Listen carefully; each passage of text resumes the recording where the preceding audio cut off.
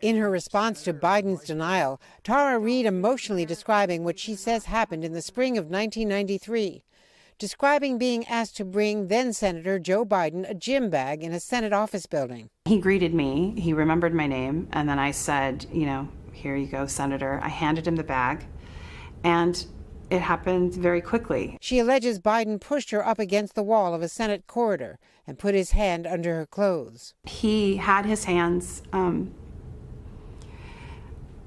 underneath my clothes, and it happened all at once.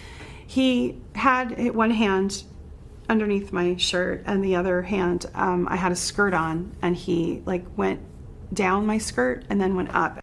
Reade claiming Biden pulled back when she resisted.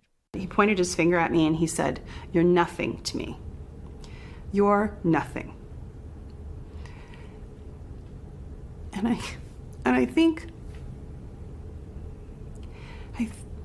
that's the hardest thing. Biden has consistently denied Reade's claims, repeating his denial Thursday when asked about her new comments.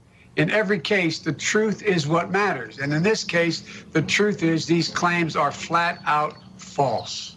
A year ago, Reade was among several women who said Biden had touched them inappropriately in a non-sexual manner, Biden later vowing to be more respectful of people's personal space. But in March, for the first time publicly, Reade came forward with her assault claim. She also said she had filed a complaint with the Senate that did not mention assault. No complaint has been found. The Biden campaign issuing a statement Thursday saying, "Every day more and more inconsistencies arise. Women must receive the benefit of the doubt. They must be able to come forward and share their stories without fear of retribution or harm. And we all have a responsibility to ensure that. At the same time, we can never sacrifice the truth."